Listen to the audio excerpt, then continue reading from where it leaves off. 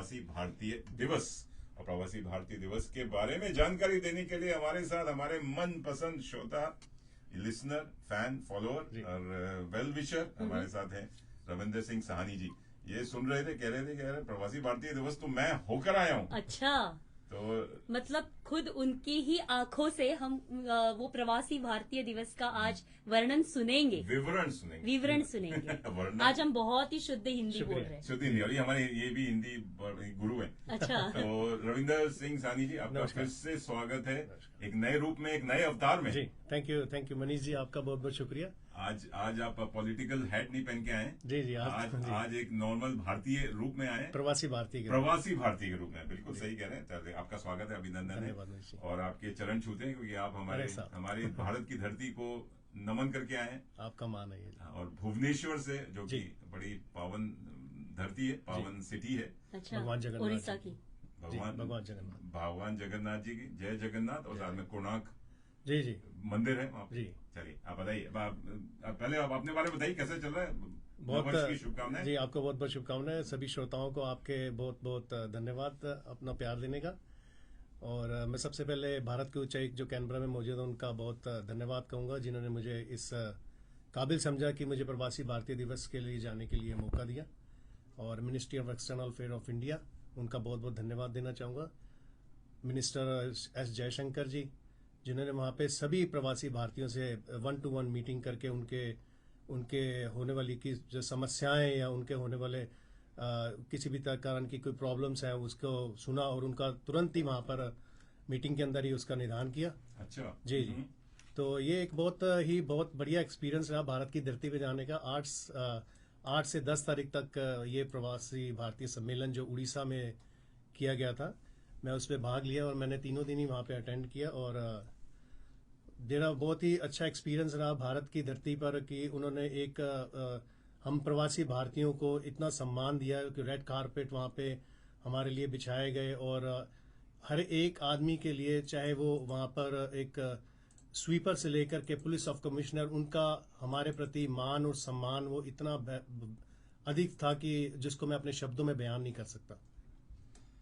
वाह, लग रहा है बहुत गर्व महसूस कर रहे हैं। जी बिल्कुल जी, भारतीय होने का गर्व। जी, भारतीय होने का प्राउड मोमेंट कि ये जो दिवस है, ये जो कहते हैं प्रवासी भारतीय, मैं खुद इसका भागीदार रह चुका हूँ। आप जा चुके हैं और बहुत सारे लाइव शोज भी हमें वहाँ देखे हैं। बिल्कुल, एज ए मीडिया रिपोर्टर किया था, और जो मान सम्मान वहाँ मिला, ऐसा लगा वाकई भारत वापस जाने का मन तो किया उस समय। बिल्कुल लगता है। फिर यहाँ पे दूसरी माँ ने बुला लिया। कर्म भूमि तो यही है, कर्म भूमि। तो आपका एक्सपीरियंस कैसा रहा? मतलब पहली बार जो गए और वहां पे आप लोगों से मिले, उन लोगों का कैसा था? और प्लस आप पहली बार भुवनेश्वर की बात करें। मैं भुवनेश्वर पहली बार अपनी जिंदगी में गया हूँ, भुवनेश्वर। और वहाँ पे भगवान जगन्नाथ जी के दर्शन करने का भी मुझे मौका मिला। वहाँ पे एक हमारे गुरु नानक देव जी साहब जी का एक गुरुद्वारा भी बहुत फेमस है, जो बड़ा ऐतिहासिक माना जाता है। अच्छा। वो भी जगन्नाथ मंदिर जी के सामने ही है, उसका नाम आरता साहिब गुरुद्वारा उसको बोलते हैं। वहाँ भी दर्शन करने का मुझे मौका प्राप्त हुआ। और ओवरऑल जो वहाँ पे पूरी दुनिया से जो लोग आए हुए थे प्रवासी भारतीय, उसमें बहुत हाईली क्वालिफाइड डॉक्टर्स उसमें, प्रोफेशनल्स उसमें थे, और बिजनेसमैन उसमें थे। उनके साथ सबके साथ ही अपना जो शेयर्स करने का हमारा जो अपने भाव थे, वो उसका मुझे मौका मिला। और ये एक बहुत ही अद्भुत तरीके का एक सम्मेलन था जो मैंने अपनी जीवन में इससे पहले कभी नहीं देखा। बिल्कुल जी। और वहाँ पे प्रवासी भारतीयों को भी सम्मान के साथ अवार्ड भी दिए जाते हैं। जी, वहाँ पे जो नॉमिनेट होते हैं उनमें से करीब 18 व्यक्तियों को पूरी दुनिया से, जो राष्ट्रपति जी ने, माननीय द्रौपदी मुर्मू जी ने, उन्होंने सम्मान से नवाजा। और उसमें कई लोग जिनका अपना अपना जो इतिहास रहा है, कोई प्रोफेशनली उन्होंने हिंदुस्तान का नाम रोशन किया विदेशों में, किसी ने डॉक्टरी से, किसी ने बहुत, यानी कि समाज सेवा के लिए जो लोग भारत का नाम रोशन किया अपने देश में रह के। जी। और उसमें से हम कहना चाहेंगे, हमें गर्व महसूस होता है। हमारे एक ऑस्ट्रेलियन इंडियन रेजिडेंट है, ब्रिस्बेन में रहते हैं, डॉक्टर अजय राणे जी। हमने पहले उनकी बात की, और हम कोशिश कर रहे हैं कि उनसे लाइव और या इंटरव्यू करें और आपके साथ शेयर करें। तो वहाँ लोगों से मिलना जुलना, और आप जरा लोगों को बताइए प्रवासी भारतीय दिवस होता क्या, क्योंकि बहुत लोग गए नहीं और जाने की इच्छुक रखते हैं। तो इसकी शुरुआत कैसे होती है, क्या क्या आप देखते हैं, क्या माहौल कैसा बनता है, 3 दिन का कार्यक्रम क्या क्या होता है? 3 दिन के हर एक कोई जा सकता है क्या? जी, दरअसल ये मेरे ख्याल से भारत के उच्चायोग जो है ये उसको निर्धारित करते हैं कि आपने एज ए एनआरआई होते हुए आपने अपने विदेश में अपने देश का नाम किस तरीके से आपने ऊंचा किया, या आप किस तरह से भी आप एक भारतीय होकर के विदेश में जाने पहचाने चेहरा बन गए। तो ये उनका ही रिस्पांस होता है, जो भारतीय उच्चायुक्त हैं जो किसी भी देश में है वही इसमें आपको आमंत्रित करते हैं। जो ministry of external affair of India के थ्रू आपके पास आमंत्रण आता है इसमें। अच्छा जी।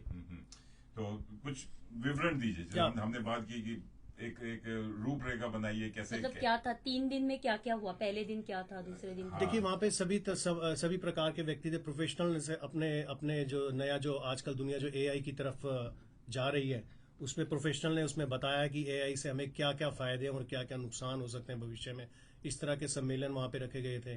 डॉक्टर्स ने बताया या साइंटिस्ट ने बताया कि वो किस तरह की क्या खोज कर रहे हैं भविष्य में। अच्छा। जो बीमारियां जो अभी जो हाल ही में कोविड से पूरी दुनिया त्राहित हुई थी, तो इस तरह के अगर इन फ्यूचर भी किस तरह का कुछ ऐसे कुछ बीमारी या कुछ ऐसे लक्षण आते हैं तो उससे किस प्रकार से वो लड़ने के लिए अभी से तैयार है। और इसमें बहुत ही बड़ा हाथ जो तकरीबन हिंदुस्तानियों का जो विदेशों में रह रहे हैं साइंटिस्ट वो इस पे अपना कार्य कर रहे हैं। उस बारे में उन्होंने हमें आगे बताया कि क्या क्या चल रहा है इस बारे में।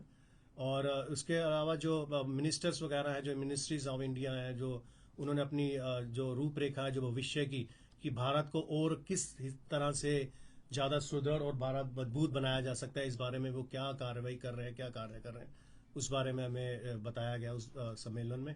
और जो सबसे एक जो मैं धन्यवाद दूंगा माननीय श्री नरेंद्र मोदी जी जो प्रधानमंत्री हमारे भारतवर्ष के, उन्होंने एक अपना संदेश है जो पूरे इंडिया डायस्पोरा जो विदेशों में रहते हैं उनके लिए जो कहा है। उन्होंने हमें बहुत एक सम्मान की दृष्टि से देखते हुए हमें भारत का एक राष्ट्रदूत कहा है कि आप हमारे भारत के राष्ट्रदूत हैं, और इस बात को नमन करते हैं और हमें बहुत धन्यवाद देते हैं।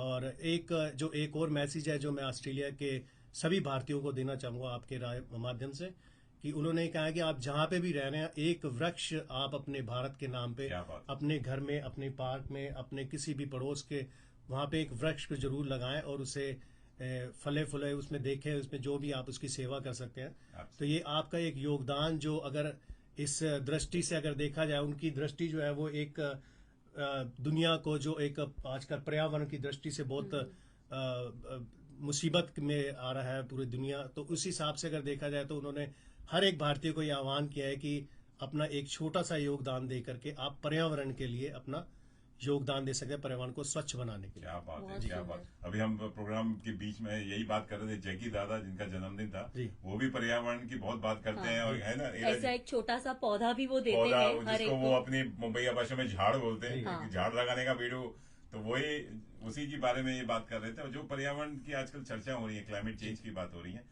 नहीं बहुत अच्छा लग रहा है। और आपकी बातें देखिए पूरी दुनिया सुनती है, तो हमें सुन रही है शरणजीत जी, आपकी धर्मपत्नी, गुरजोत सिंह जी हैं, जय बनकोटी जी हैं, जय जी कह रहे हैं कि you guys are fun, thank you Jai भाई।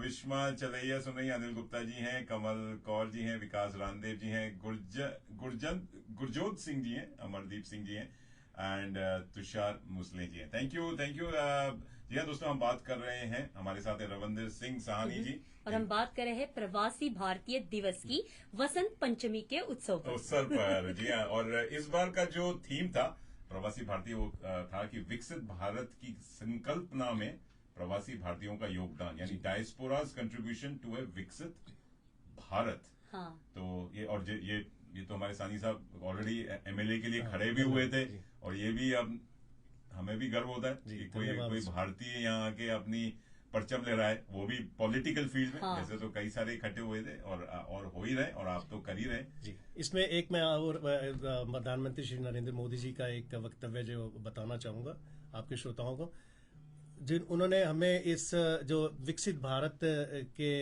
जो उनका संकल्प है उसमें उन्होंने इंडियन डायस्पोरा जो विदेशों में रह रहे हैं लोग, उन्होंने आर्थिक रूप से किस तरह से अपना योगदान हिंदुस्तान को विकसित बनाने में दिया है और दे रहे हैं, उसके लिए सभी भारतीयों का, प्रवासी भारतीयों का बहुत बहुत धन्यवाद उन्होंने किया है।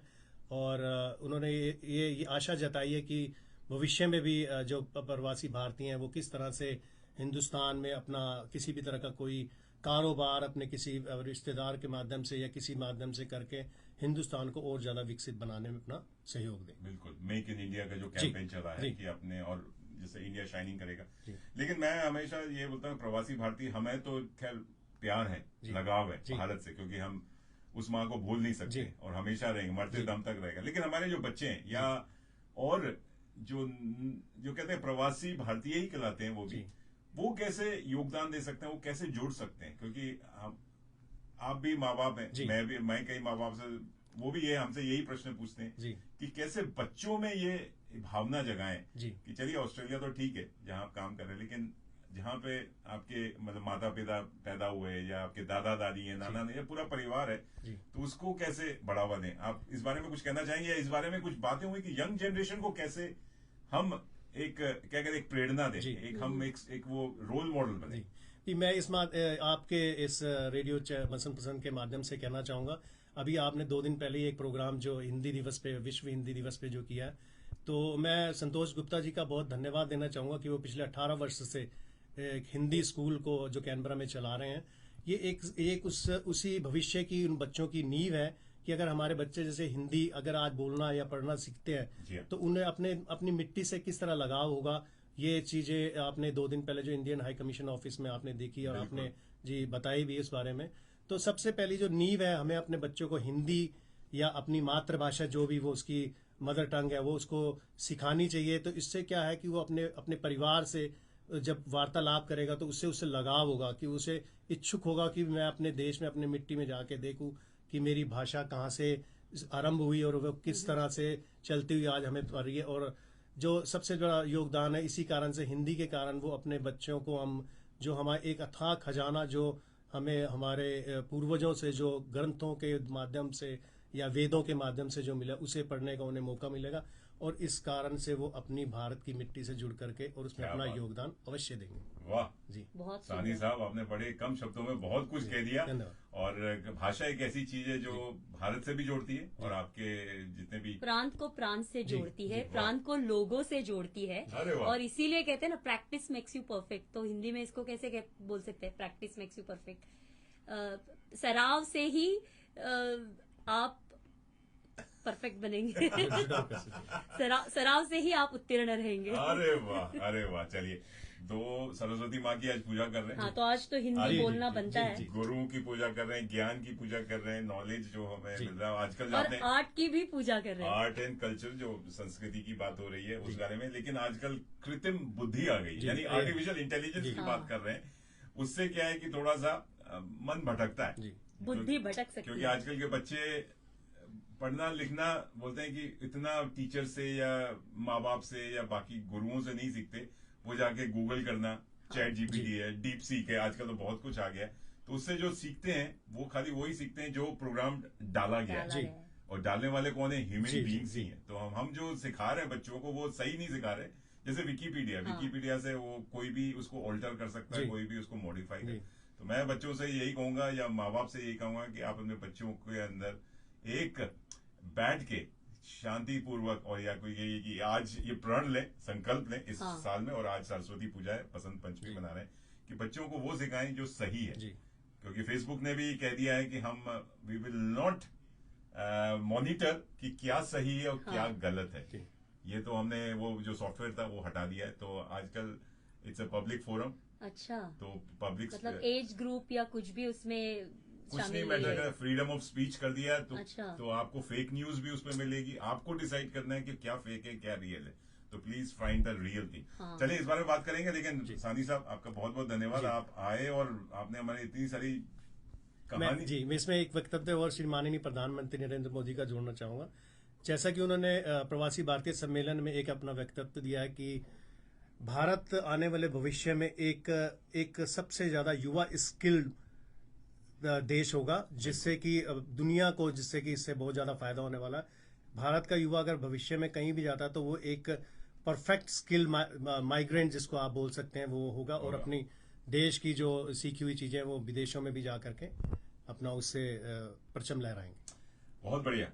हम तो ये कहेंगे आप तो हमारे हीरो हैं, धन्यवाद। जो जो ऑस्ट्रेलिया का परचम लेके, कैनबरा का परचम लेके या फ्लैग लेके वहां जाके प्रवासी भारतीय दिवस में आपने गाड़ के आए, झंडा गाड़ के आए। लेकिन इस सब में मुझे अच्छी बात क्या लगी पता है कि आज तक ना हम स्कूल में यही पढ़ते थे कि Bharat is a developing country.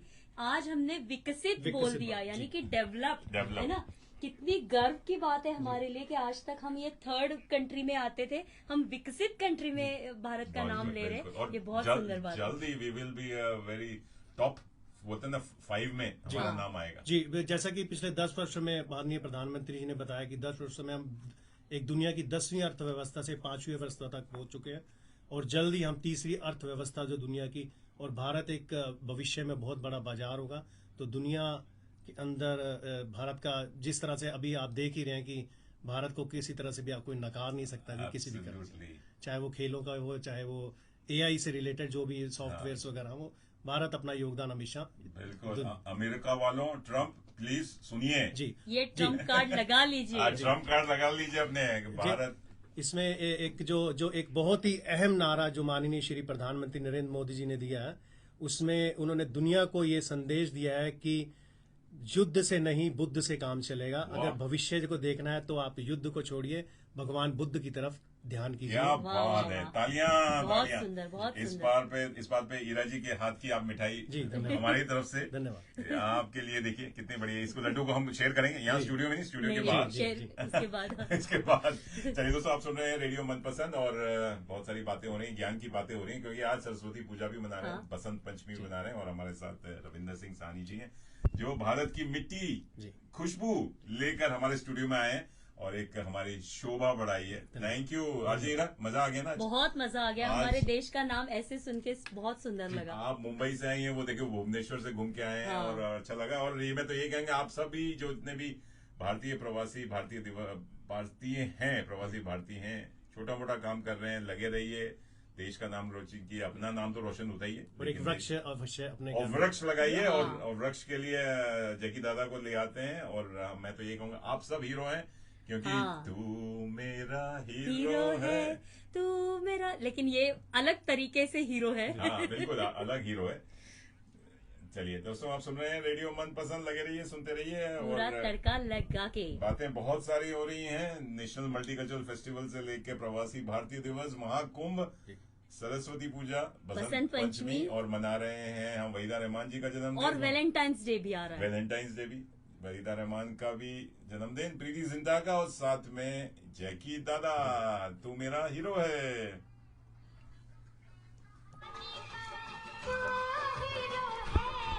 पर प्रेम अब अभी लाइव है, अभी जीरो नहीं है, अब हम डेवलप्ड हो गए हैं। चलिए दोस्तों, लगे रहिए, सुनते रहिए, देखते रहिए रेडियो मनपसंद, पूरा तड़का लगा के। मैं हूं आपका मनपसंद आरजे मनीष, मेरे साथ 2 महानुभाव हैं। भारतीय रिटर्न महानुभाव, इंडिया रिटर्न, और आप इंडिया जाने वाले हो। इन सबको नमन कीजिए, अभिनंदन कीजिए। चलिए कृष्णा गुप्ता भी हमें देख रही है। हेलो कृष्णा जी। नहीं, कार्तिक गुप्ता है, सॉरी, कार्तिक गुप्ता। आप मेरे को डरा रही हैं। चल लग रही, थैंक यू, धन्यवाद, बाय बाय। लगे रहिए, देखते रहिए रेडियो मनपसंद, 24 घंटे 7 दिन, तड़का लगा के।